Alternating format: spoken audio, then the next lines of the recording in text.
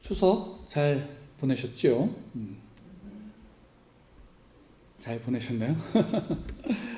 많은 사람들이 이제 추석이 되고 고향에 가기도 하고 또 코로나로 인해서 또 이제 가지 못하고 집에 있기도 하고 이제 여러 가지 상황들 속에 있습니다. 그러니까 좀 많이 혼란스럽기도 하고 또 더 어떤 때보다 또 외로워질 수 있는 그러한 시기인 것 같습니다. 근데 재미있는 것은 아이러니하게 이런 추석 명절에 참 날씨가 좋았죠. 물론 이제 후반에는 조금 흐려지긴 했지만 날씨가 참 좋았습니다. 그러니까 어떤 면으로는 조금 더 우울해지기도 하고 좋은 날씨에 반갑기도 하지만 그 명절을 마음껏 즐길 수 있지 못한다는 것이 조금은 우울하게 만드는 그런 명절인 것 같기도 합니다. 이런 시기에 우리가 늘 원래 누렸던 것들, 그러니까 자연스럽게 우리가 누리고 맛보았던 것들을 누리지 못하면 어떠한 제약 속에 살게 되면 이전에 누렸던 것들이 얼마나 귀한지를 우리가 알게 되지요. 그죠? 그러니까 코로나19로 인해서 전 세계가 혼란스럽고 또 그로 인해서 많은 사람들이 때로는 어떤 사람들은 공포감을 느끼기도 하고 두렵기도 하고 또 어떤 사람들은 반대로 그것을 너무 우습게 여기기도 하고 또 그로 인해서 오히려 이제 이 전염병을 확산시키는 주범이 되기도 하는 그런 모습들을 봅니다.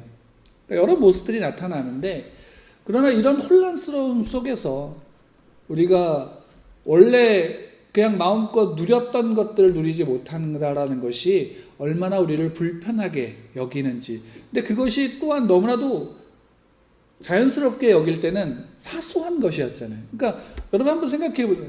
마스크를 쓰고 다니는 게 얼마나 불편한 일인지 여러분들 요즘 들어 생각을 하시죠. 왜? 마스크를 쓰지 않고 밖에 나가서 공기를 마셨다는 것이 우리에게 얼마나 귀한 축복이었는지를 이제서야 안다라는 것이죠. 물론 이 전염병이 가시고 또 마스크를 쓰지 않고 일상으로 돌아가게 되면 그 일상의 작은 공기 한 모금을 자연스럽게 마신다라는 것이 얼마나 귀한 것인지 또 잊어버리게 되겠죠. 왜? 그만큼 어떻게 본다면 그것이 굉장히 사소한 것이기 때문입니다. 그래서 사소한 것은 우리의 기억 속에 있어요, 없어요? 사소한 것은 우리의 기억 속에 자연스럽게 잊어버리게 되죠. 또 사소한 것이다 보니까 잊어버리게 되면 무시하게 되죠.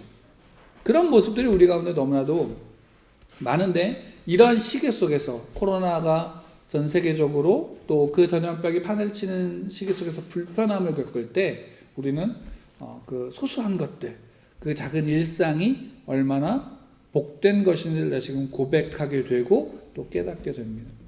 이건 아마 믿는 사람이나 믿지 않는 사람이나 다 마찬가지일 것 같아요. 그렇죠? 다만 믿는 사람들은 그 속에서 이제 하나님이 허락하신 것이 얼마나 귀한 것인지를 깨닫게 됩니다. 그러면 이런 생각을 한번 할 수 있지 않을까요?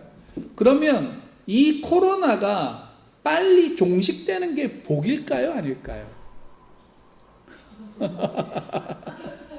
이 코로나가 빨리 종식되는 게 복일까요? 아닐까요? 물론 빨리 종식되는 게 복이에요. 그래서 우리가 일상을 찾아간다는 것이 얼마나 귀한 것인지를 아니까 빨리 종식되는 것은 복입니다. 근데 반대로 이 코로나가 빨리 종식되는 게 정말로 우리에게 필요한 복인가? 라고 생각해 본다면 좀 다를 수 있어요. 왜? 오히려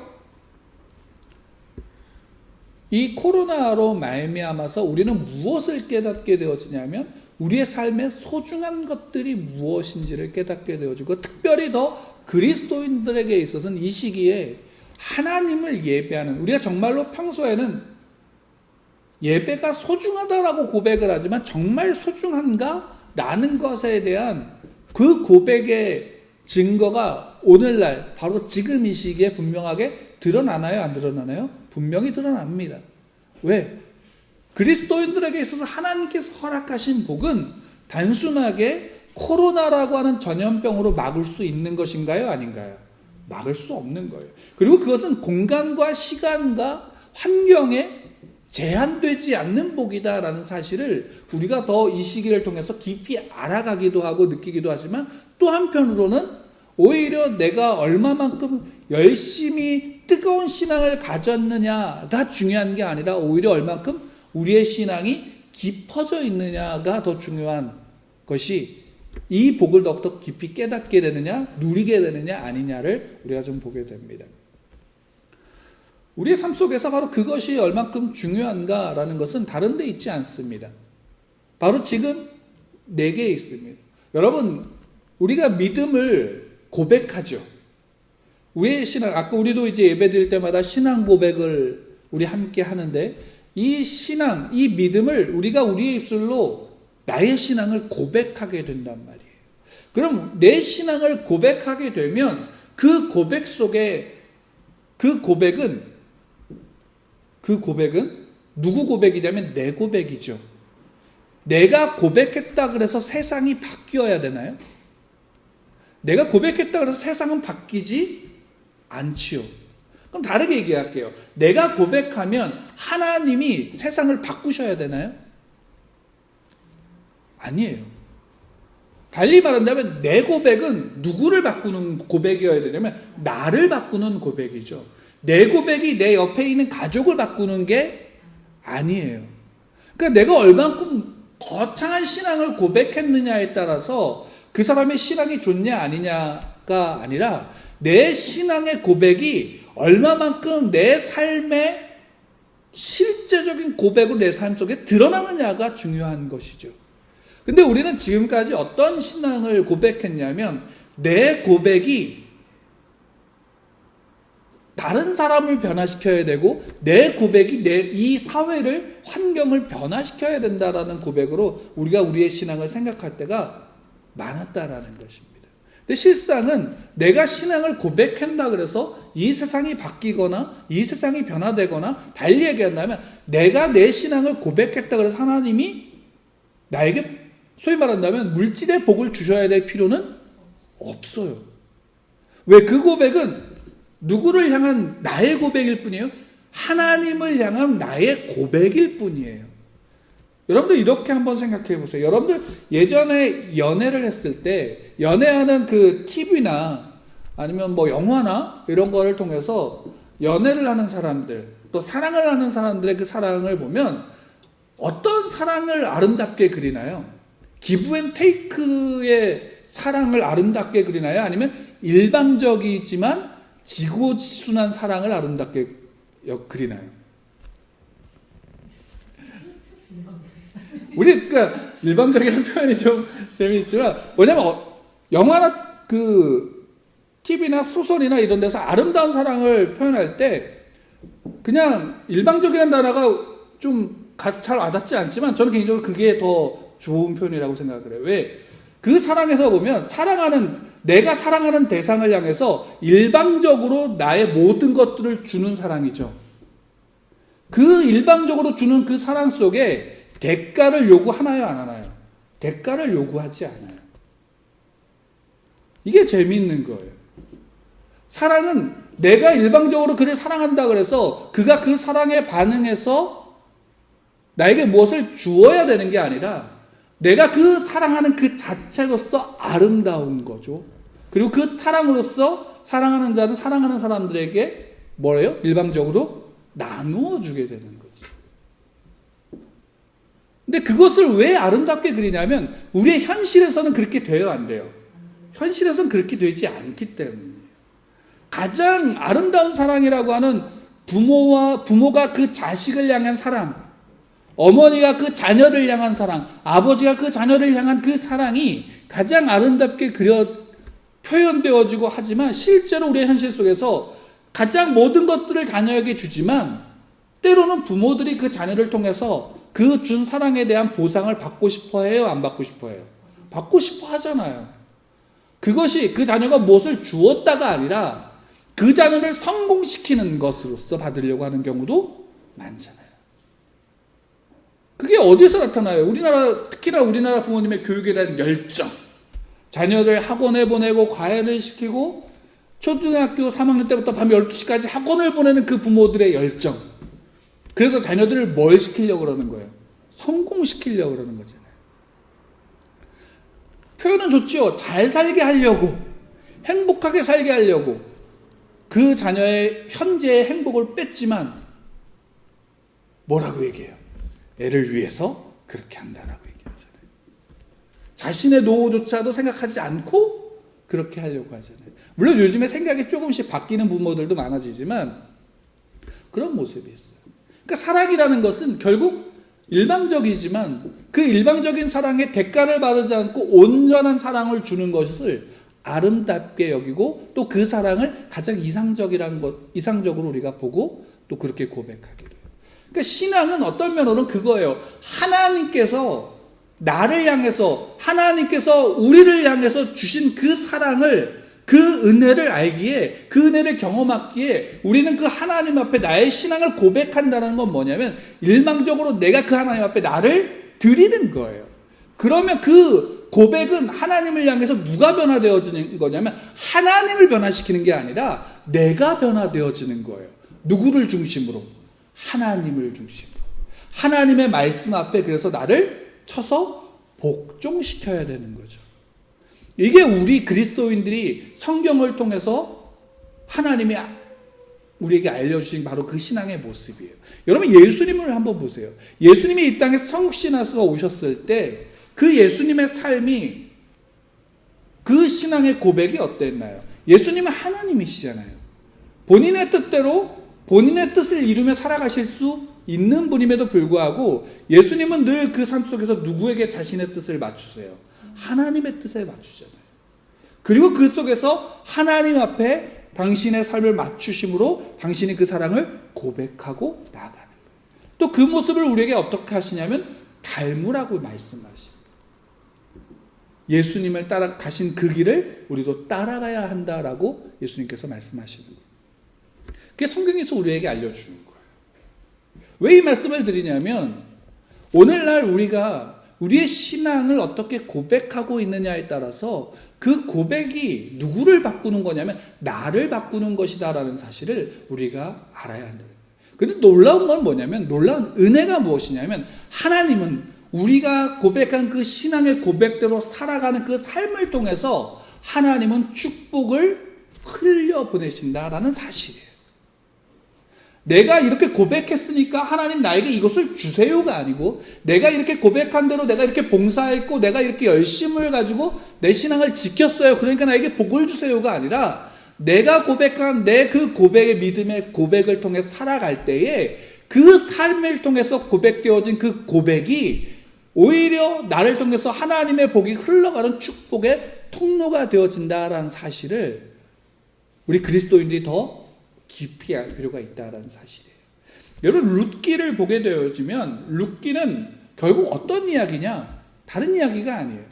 사사시대 하나님이 왕이 되지 않고 하나님의 백성이라고 하면서 하나님을 믿는다고 하면서 하나님이 왕이 되지 않고 그 말씀을 기준으로 살아가지 않던 시대, 다시 얘기하면 믿음을 외면하고 믿음을 버린 시대 속에서 그 세상의 풍요와 세상의 강함을 쫓아서 이방을 향해 나갔던, 우상을 향해 나갔던 그런 시대 속에서 오히려 이방의 여인이 누구를 찾아오는 거예요? 하나님을 향해서 믿음으로 나온 이야기예요. 그러니까 하나님의 백성은 오히려 믿음을 외면하고 이방을 향해 나아갔다면 이방의 여인이, 우상을 섬기던 여인이 하나님을 향해서 다시금 믿음으로 나오는 이야기란 말이에요. 그리고 그 속에서 단지 이방의 여인이 들어온 것만이 아니라 하나님의 백성이 하나님의 말씀을 기준으로 살아가지 않고 세상의 강함을 쫓아갔던 시대 속에서 하나님의 백성이 하나님의 말씀과 율법을 지키며 살아갔던 보아스를 통해서 하나님의 계획, 하나님의 뜻하심이, 하나님의 일하심이 흘러가고 세워진다는 사실을 룻기를 통해서 우리에게 보여주는 거예요. 그러니까 가만히 보세요. 여러분 룻이 했던 고백이 1장에 나오잖아요. 룻이 했던 고백은 그 어떤 이스라엘 백성들보다 놀라운 그 믿음의 고백이에요. 그가 하나님을 잘 알지 못했어도 시어머니를 통해서 고백한, 시어머니를 통해서 본 그 하나님이, 그 여호와가 나의 하나님이고 나의 여호와입니다라고 고백하면서 이스라엘 백성들 가운데 함께 들어왔을 때, 여러분, 우리가 그 고백 가운데, 놀라운 고백 속에서 하나님 앞에 고백하고 믿음을 향해 나왔다면 하나님이 그녀에게 복을 주셔야 된다라고 생각하지만, 실제로 룻기를 다 보면 복을 주셨으니까 이렇게 되는구나 라고 생각하지만, 실제로 그녀의 삶 속에서 보면 하나님이 복을 주셨어요, 안 주셨어요? 그 고백 속에는 그 어떤 복도 없어요. 다만 들어와서 그녀가 했던 건 뭐냐면, 그 고백 속에 들어왔지만 그 여호와가 나오미에게 실제로적으로 준 복은 없고, 오히려 그들의 하나님의 백성이라고 했던 이스라엘 백성들이 그렇다고 해서 룻에게 어떤 도움의 손길을 베푼 것도 없어요. 왜? 나오미가 돌아왔을 때 많은 가족들이, 많은 사람들이 와서 인사하고 그녀에게 어떤 안부를 물었고, 나오미는 그 속에서 자신의 처지를 이야기를 했어요. 그리고 함께한 룻도 그때 봤을 거예요. 근데 누구 하나 그녀들에게 먹을 것을 주지 않았다라는 것이에요. 왜? 물론 조그만 도움의 손길은 줬을지 모르지만 결국에 그 둘은 먹고 살기 위해서 룻이 이삭을 주우러, 가난한 사람들이 먹고 살기 위해서 밭에 나가서, 추수할 때 밭에 나가서 이삭을 줍고 먹고 살아야지만 하는 그런 비참함 속에 나아가는 거예요. 이게 같은 이스라엘 백성이면 그래도 그것이 좀 더 수월해요. 근데 이방 여인이고 모압 여인이잖아요. 그녀가 그 이삭을 주러 나가서 겪었던 모습이 성경에 자세히 기록되지 않지만, 여러분 한번 생각해 보세요. 오늘날도 해외에서 우리나라로 결혼 온 다른 외국인 사람들이 얼마나 많아요. 노동자들도 얼마나 많아요. 그들이 와서 합당한 대우를 받을까요? 아니잖아요. 그나마 요즘에 그것이 조금 알려졌으니까 덜 할지는 모르지만, 여러분, 그렇다고 해서 그들이 우리 대한민국 사람과 동일한 모습으로 살아가지는 못해요. 그런데 하물며 이 시대는 그게 오히려 더 자연스러웠을지라도 오히려 이스라엘은 그럴 만한 여유가 있어요, 없어요? 없던 시대란 말이에요. 사사시대잖아요. 언제든지 그 살고 있던 옆에 있던 성에 이방 민족이 쳐들어올지 모르는 그런 불안함 속에 살고 있던 시대잖아요. 그러니까 오히려 그런 여유가 없던 시대 속에서 그 이방 여인이 나가서 그 일들을 행한다라는 건 쉽지가 않죠. 그렇다고 나오미가 나가서 할까요? 노년에? 그럴 수 없으니까 룻이 가서 그 일들을 행하는 거예요. 근데 그때 하나님께서 보아스를 보냈고, 보아스는 그 안에서 그 여인 룻을 보게 되어지잖아요. 근데 지난주에 우리가 룻의 관점으로 봤다면 오늘은 보아스의 관점으로 좀 더 보게 되어지면, 여러분, 보아스가 자기의 밭에 일하는 사람이 한두 명이 아니라 굉장한 유력자라는 표현을 통해서 소위 말한다면 굉장히 많은 재산을 갖고 있었던 사람이라는 것을 알 수 있어요. 그러면 보아스가 가지고 있었던 재산을 관리할 때, 그 밭을 관리할 때 마침 베들레헴에 와서 거기서 일하고 있는 룻을 보지요. 근데 처음에 보아스가 룻을 알아요, 몰라요? 모르잖아요. 다만 이방 여인이 있는 모습, 일하는 모습을 보고 저 소녀가 누구냐라고 하인에게 물을 때 하인이 그 이야기를 전해줘요. 룻이 누구인지. 아마 그때서야 보아스는 알았을 거예요. 룻이 자기의 친족 엘리멜렉의 며느리라는 사실을. 그러니까 자기의 가족이라는, 친족이라는 사실을 아마 알았을 거예요. 근데 그 친족이면, 여러분 한번 생각해 보세요. 보아스가 친족이라는 사실을 알았어. 그것도 이제 재산을 물려줘야 되는, 그 팔았던 재산을 다시금 사서 그 가족에 돌려줘야 되는 그 일을 행해야 되는 가족이라는 것을 알았을 테니까, 그러면 한번 상식적으로 생각해 보면 룻에게 어떻게 베풀어줘야 될까요? 이삭을 줍고 있는 룻에게. 이삭을 줍고 있는 룻에게 이삭 계속 주어라고 말해야 될까요? 아니면 야, 집에 가서 쉬어, 내가 줄게 라고, 먹을 거 내가 대줄게 라고 말할까요? 아마 우리 상식으로는 그래야 되는데, 여기서 보면은 어떻게 하냐면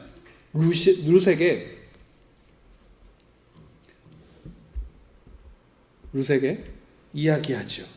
야, 내 소년들을 따라가. 그들을 함께 따라가고 그들의 뒤에서 추수하면 그 옆에서 이삭을 주어. 그리고 그 이삭을 줍고 떨어질 때 그것을 아예 묶을 수 있을 만큼 풍성하게 주서라고 이야기를 하고, 소년들에게 길러온 물을 어떻게 해요? 너도 마음껏 마셔라 라고 이야기를 해요. 그러면서 하나 덧붙이는 게 뭐냐면, 내가 너를 건들지 말라고 명령했어. 너에게 욕을 하거나 너를 때리거나 너에게 어떤 해코지를 하지 말라고 내가 이미 명령했으니까 마음껏 그렇게 해.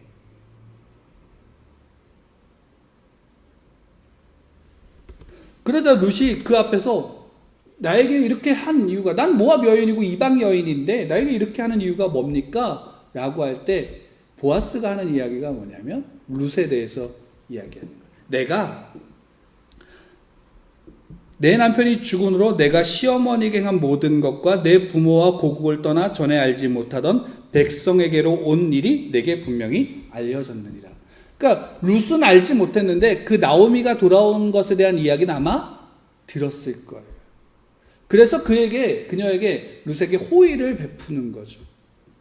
근데 이게 단순하게 여기서 이렇게만 보니까 우리는 어떻게 되냐면 룻이 이렇게 했구나, 착한 사람이다 라고만 보고, 또 때로는 야 그냥 차라리 그냥 집에 가라 그러고 먹을 것 주고 재산을 다시 주면 되잖아 라고 생각할 수 있지만, 이게 굉장히 큰 의미를 가지고 있는 것 중에 하나가 뭐냐면 이 시대가 사사시대라는 사실을 여러분 기억해야 돼요.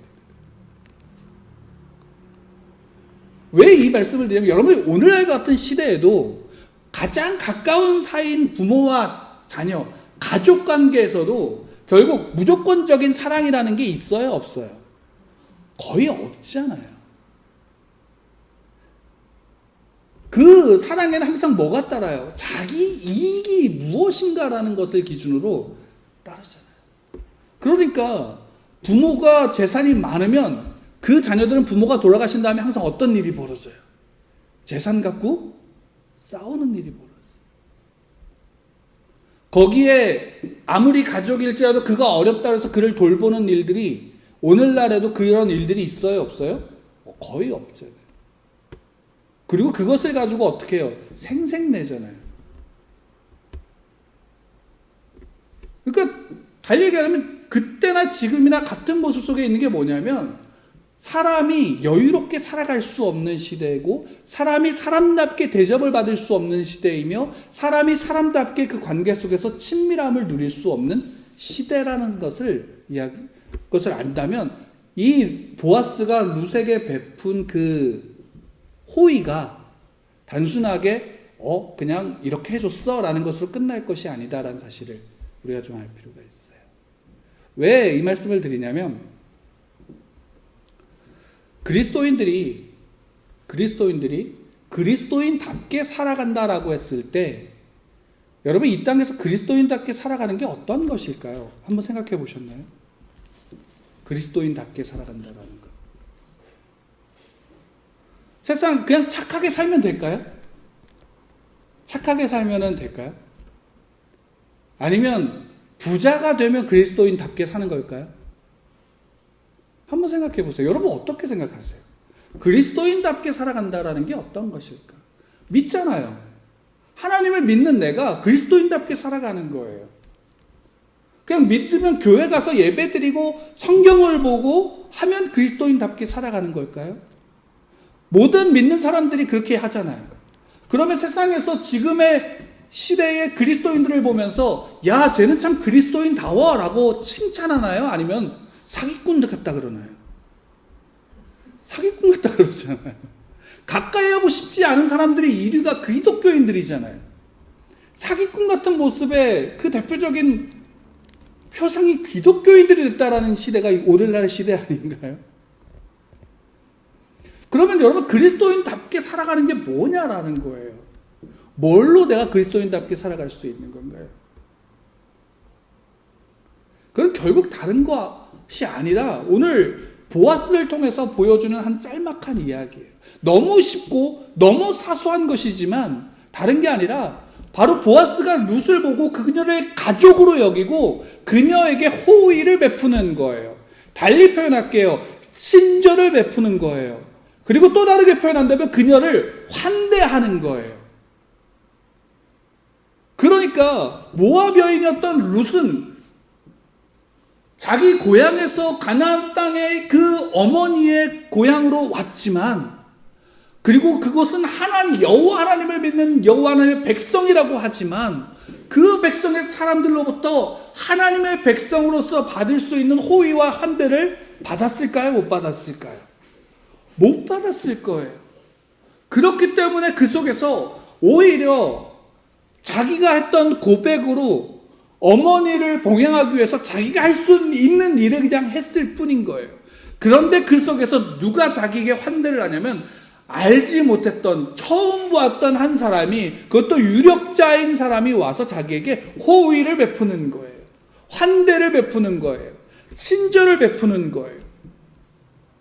그 속에서 그녀가 이야기하는 거예요. 나는 모압 여인이고 나는 이방 여인인데 내게 이렇게 은혜를 베푸는 이유가 뭡니까? 라고 했을 때 보아스가 얘기하는 게 한마디예요. 너가 너의 어머니에게, 또 너가 너의 고국을 떠나서 이곳으로 온 것을 내가 알고 있어 라는 거예요.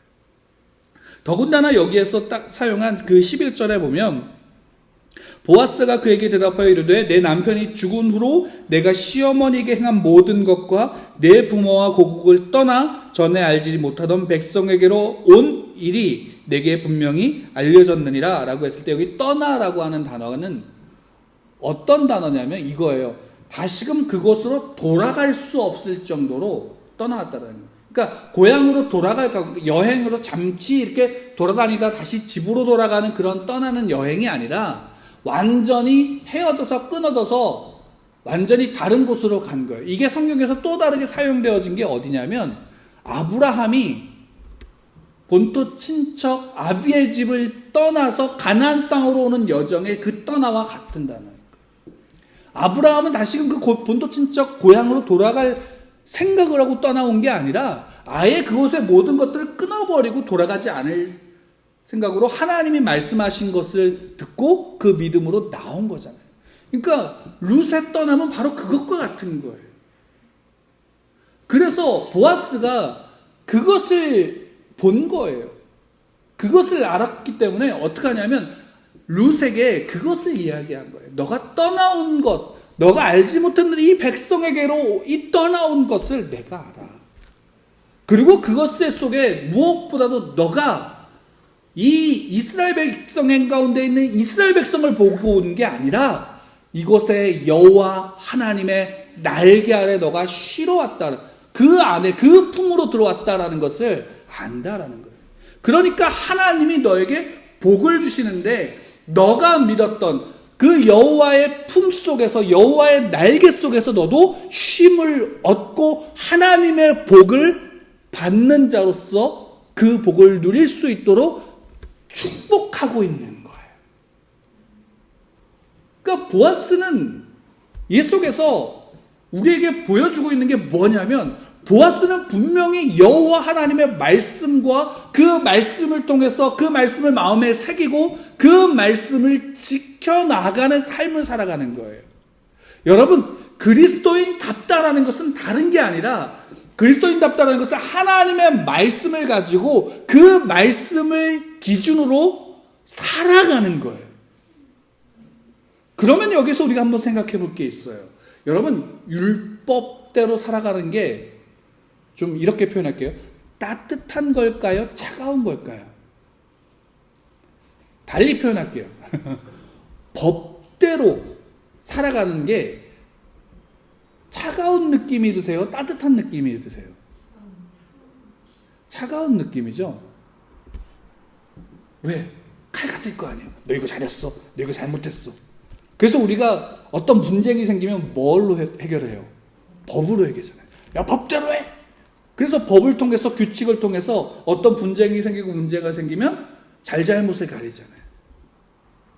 여러분, 기독교인들도, 하나님 믿는 그리스도인들도 율법, 하나님의 말씀대로 살아간다라고 하면 그게 차가운 느낌으로 다가오지 않으세요? 그죠? 근데 그거 굉장한 오해라는 사실을 여러분들 아세요? 여러분 십계명, 그러니까 율법을 하고는 대표적으로 십계명을 이야기하는데, 십계명은 하나님이 우리에게, 하나님의 백성들에게 너의 잘잘못을 확인하고 너의 잘잘못이 이거야 라고 구분하기 위해서 주신 것이 아니에요.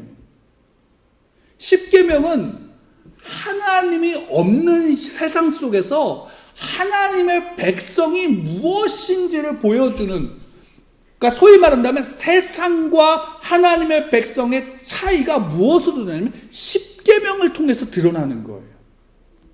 그러니까 십계명은 10가지의 계명이지만 압축하면 2가지로 요약되는 거예요. 뭘로요? 하나님을 사랑하고 이웃을 내 몸과 같이 사랑하는 것으로 나눠지잖아요. 가장 핵심이 되는 게 뭘까요? 하나님을 사랑하는 거예요. 하나님이 나를 사랑하시고 하나님이 내게 베푸신 은혜를 알기에, 그 하나님의 사랑을 알기에 하나님을 사랑하는 거예요.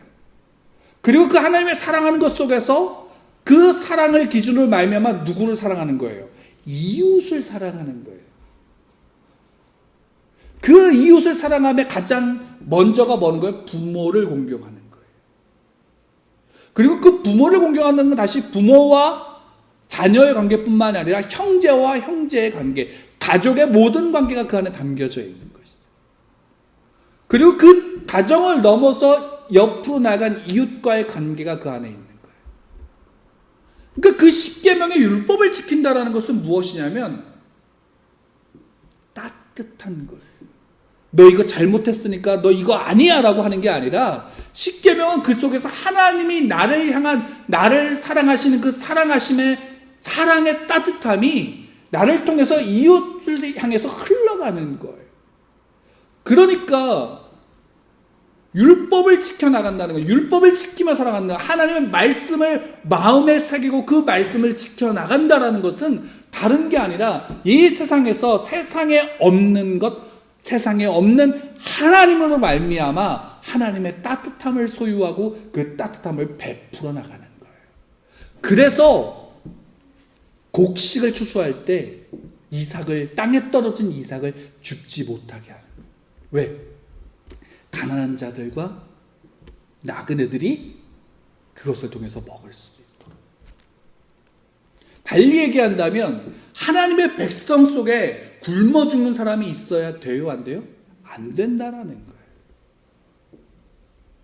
엄밀히 따진다면 내 재산을 팔아서 가난한 자들에게 나누어 주는 거예요.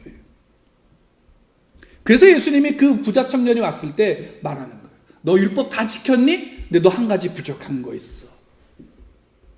내 모든 재산을 팔고 가난한 자들에게 나눠주고 너는 나를 따라. 이 말씀이 뭘까요?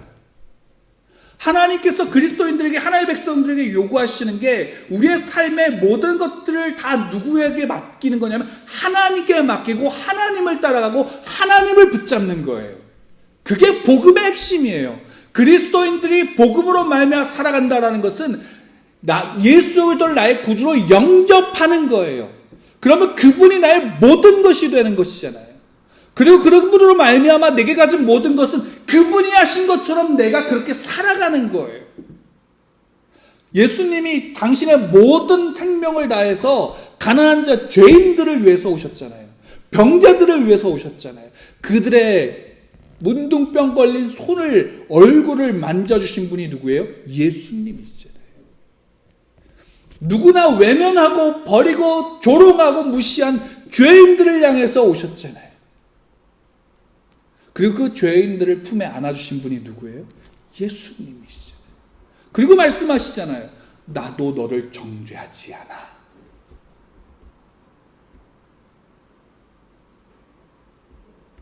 우리가 율법을 지키며 살아간다는, 하나님의 말씀을 지키며 살아간다는 것은 차가운 게 아니라 그 안에 따뜻함이 있는 거예요. 왜? 그 안에 무엇이 기준이 되니까? 사랑이 기준이 되니까.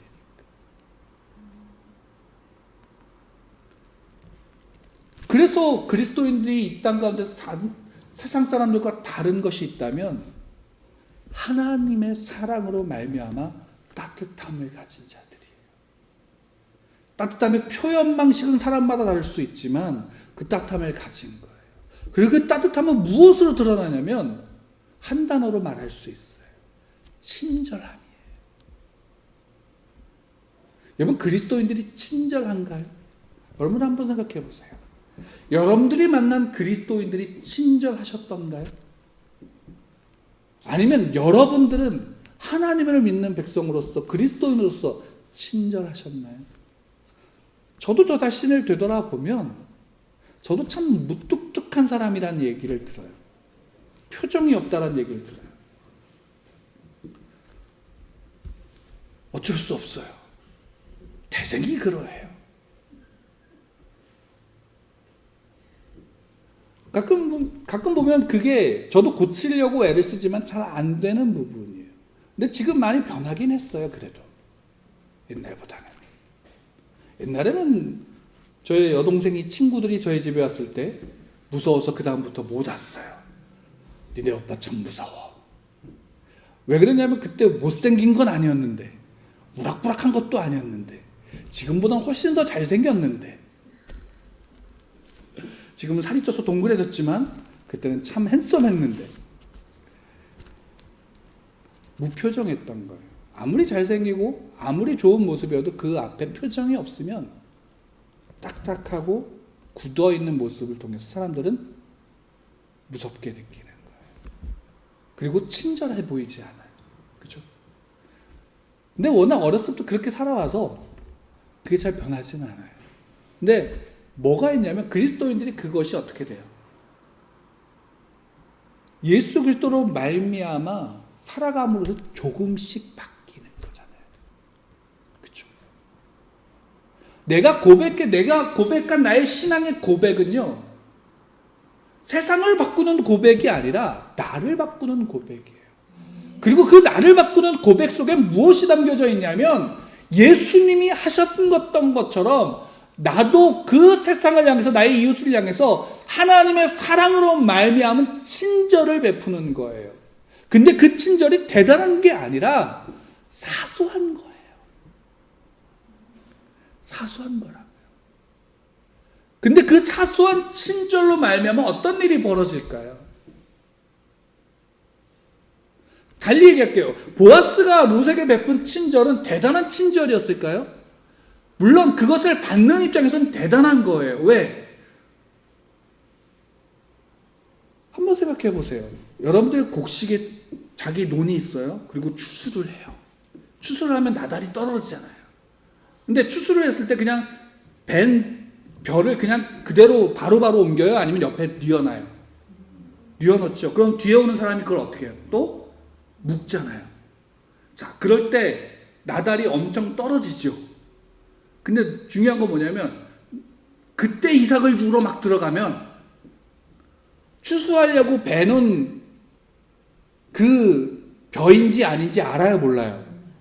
그냥 막 죽잖아요. 그러니까 이 당시에 이삭을 주울 때는 어떻게 했냐면 벼를 베요. 그러니까 곡식을 베요. 그러면 옆 뒤에서 그것을 단으로 묶는 사람들이 있어요.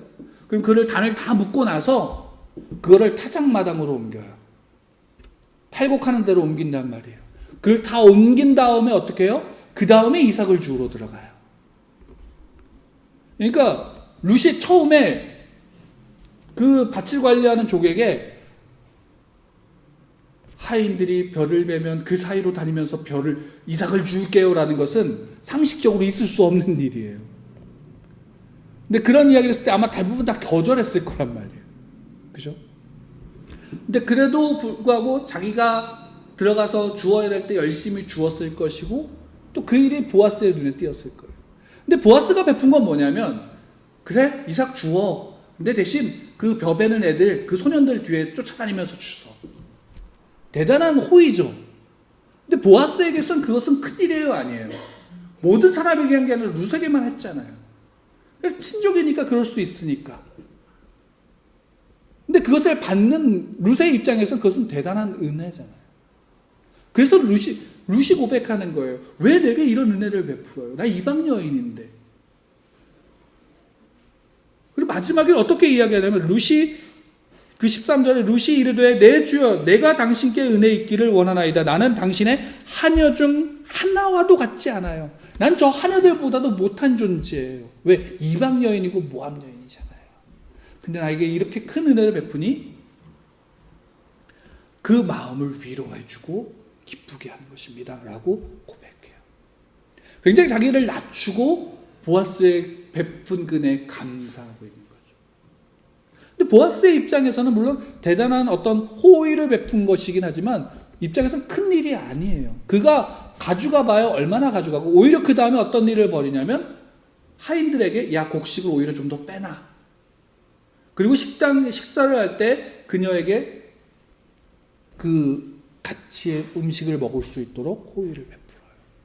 근데 그 모든 게 보아스의 입장에서는 큰 일이 아니에요. 보아스의 입장은 어쩌면 그냥 친족인 엘르멜렉의 며느리이니까 자기가 할 수 있는 가장 최소한의 것을 했을지 몰라요. 근데 그 일이 어떤 일이 벌어져요?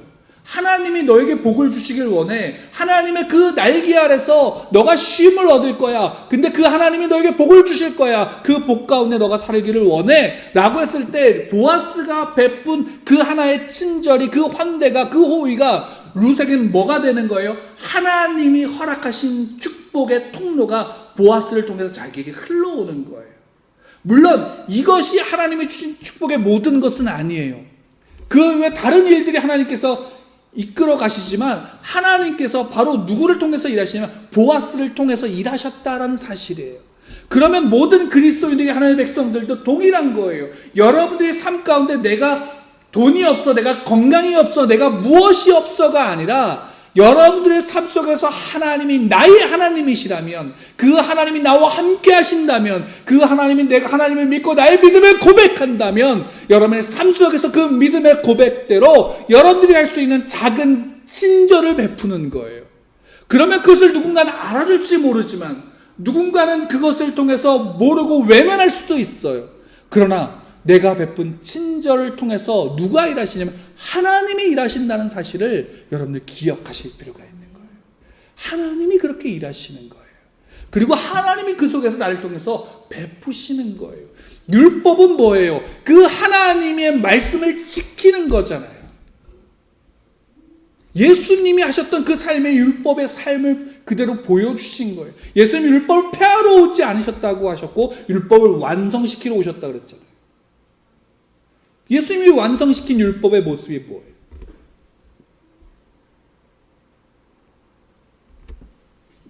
섬기는 것. 낮아져서 섬기는 거고.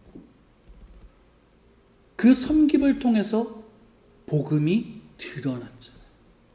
그리스도인들이 세상 사람들과 다른 것은 착하다가 아니라 하나님의 사랑을 담은 자였어요. 그 하나님의 사랑을 통해서 친절이 나를 통해서 흘러가 나가는 거예요. 그러니까 그리스도인들을 보면 그리스도인들과 함께 있으면 어떻게 해요? 따뜻해지는 거예요. 그 따뜻함들이 있는 거예요. 오히려 지금과 같은 이 시대에 그런 따뜻함들이 그리스도인들에게 더 필요하죠. 그 따뜻함과 그리고 그 따뜻함은 뭐예요? 누군가 울고 있을 때 같이 울어주는 거잖아요. 누군가 웃을 때 같이 웃을 수 있는 것. 그리고 세상에서 속담에 있잖아요. 사촌이 땅을 사면 배가 아프다. 여러분 사촌이 땅을 사면 배가 아프신가요? 어떤 좋은 일이 있을 때 전화가 오잖아요. 그 전화가 왔을 때 전화 통화할 때 축하하고 기뻐하는 거 알죠? 우리 그 모습은 야, 참 좋은 사람이야 라고 생각하지만 진짜 모습은 언제 나와요? 전화 끊을 때 나오잖아. 전화 끊을 때 나오잖아. 우리 그리스도인들이 살아가는 그 삶의 모습은 작은 거예요. 우리가 그리스도인의 삶을 너무 거창하게 여길 필요가 없이 작은 거예요. 예수님께서 그 마지막 심판의 양과 염소를 심판하는 그 심판 현장 속에서 말씀하시잖아요. 무엇로 구분하세요? 너가 내가 감옥에 있을 때, 너가 내가 목마를 때, 너가 내가 배고플 때 나에게 주었지 않니? 준 사람들은 기억해요? 못해요? 못하잖아요. 내가 언제요? 왜? 그게 어떠한 일이라는 거예요? 작은 일이었다라는 거예요. 여러분, 내가 무뚝뚝하게 생기고, 여러분, 내가 밝은 따뜻한 어떤 그런 친절한 모습이 내게, 저 사람은 참, 이런 모습으로 겉모습이 보인다 할지라도, 그런 성격일지라도 내 삶에 그리스도로 말미암은 작은 친절 하나하나가 결국 나를 어떻게 바꾸냐면 하나님의 따뜻함을 소유한 자는 나를 바꿔나가요. 내가 바꾸는 게 아니라 하나님이 바꿔나가시는 거예요. 근데 놀라운 일은 내가 베푼 작은 친절이 하나님의 축복의 통로가 된다는 사실이에요. 우리는 그것을 기억할 필요가 있고, 그게 그 어떤 시대보다도 오늘날 지금 이 시기에 필요한 거예요. 그리스도인들의 삶을, 그리스도인다운 삶을 살아가십시오. 그리스도인다운 삶.